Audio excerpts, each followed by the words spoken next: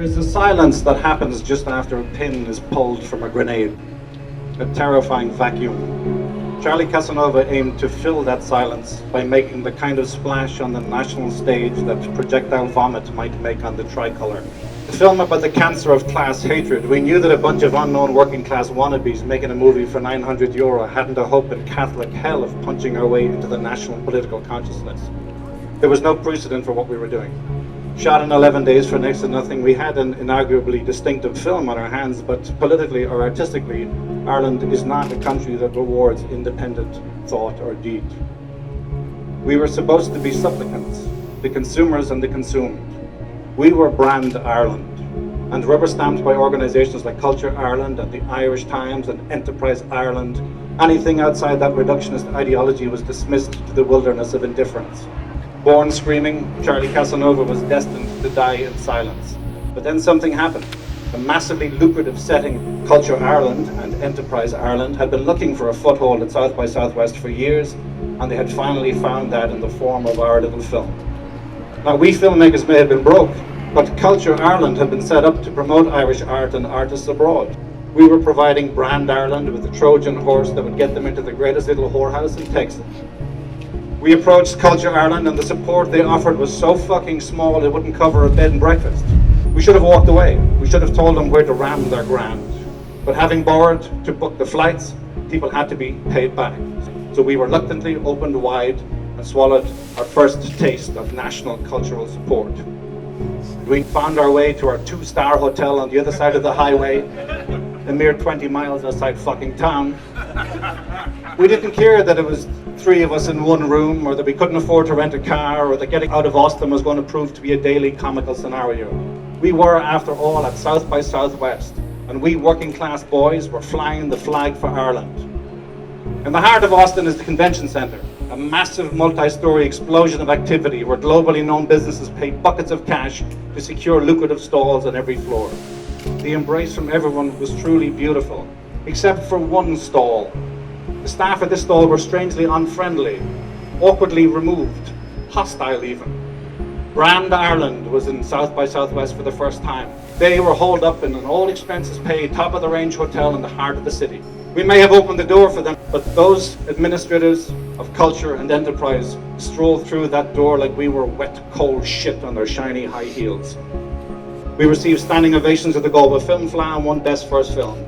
Then, in an unprecedented move for a film made for less than a grand, distribution giant Studio Canal picked us up for a cinema release. We allowed ourselves the tentative hope that the film might finally connect. On its festival run, Charlie Casanova's rage-fueled attack on the controlling class pimps that were raping Ireland provoked the yearn for fistfights and standing ovations. But on its cinema release, the film would have its throat slit on the public altar of the Irish fucking Times. This was an Ireland where government officials and controlling class career criminals were stripping Irish citizens of all rights and assets. This was an Ireland where politicians were devising policies to attack the poor, the vulnerable, the special needs and their carers, the elderly, single mothers and protesters, while our leaders were on the world stage lying about recoveries. This was an Ireland people insisted didn't exist. An Ireland where the horrific annihilation of 11 human beings burned to death in a fire caused by deliberate state negligence can be erased from history because the dead were only fucking travellers. On the week of Charlie Casanova's cinema release, the tastemakers at the Irish Times gave an unprecedented 2-page spread to a deeply disingenuous article by Donald Clark, depicting the film as a fraud and the filmmakers as liars. RT's Joe Duffy show, which never discusses cinema, gave half an hour to damning the film, despite Joe, man of the fucking people, Duffy, never having seen it. On Dennis O'Brien-owned News Talk, Tom Dunn facilitated an attack so personally ugly it was clear defamation. We tried to respond, but we were denied a right of reply by the Irish Times. We presumed we'd never make another movie. Tackling something as contentiously complex as mental illness was almost as fucking dumb as tackling the corruption of the controlling class. But something had changed. The national mood had altered. In the time between both films, there was no longer a collective denial of the abuse being perpetrated upon us. Like pigs snorting at the hog trough, the controlling class scum had begun to increasingly and unashamedly reveal themselves for the irrefutable filth that they are.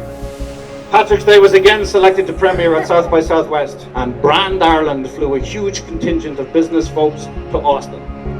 They were put up in even fancier hotels this time, all fueled by unlimited credit cards. They even hired one of the busiest bars in Austin for a vast private party for these free whiskey drinking captains of industry.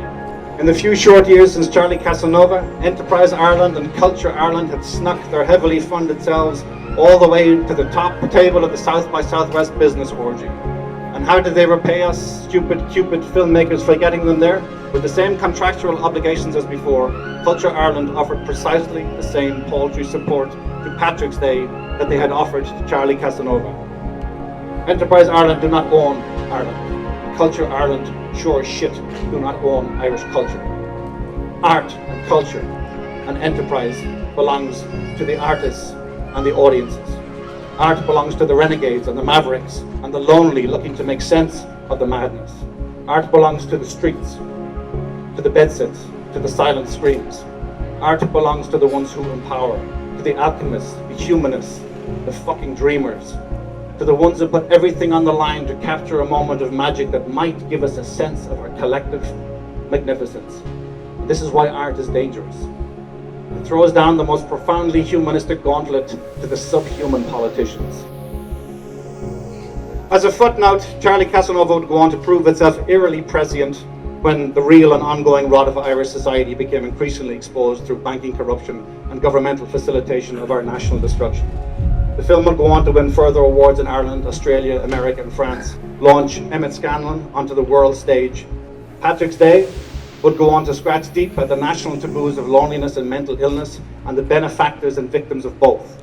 It would pick up truckloads of international trophies, launch Mo Dunford onto the world stage and win 3 Irish Film and Television Awards. The combined impact of both films would go on to launch the writer-director onto a makeshift stage in impoverished obscurity down some back fucking lane. Yet there would be one final brand irony.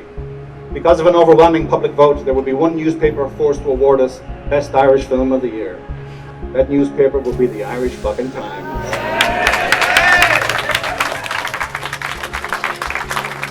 It's difficult to exaggerate the importance of familial support for a filmmaker. But in a moment of uninhibited embrace leading up to the unveiling this week, my missus dug deep and found the words to express just how profoundly she feels about me and my work when she looked up at me and said, "You're a self-obsessed asshole narcissistic prick."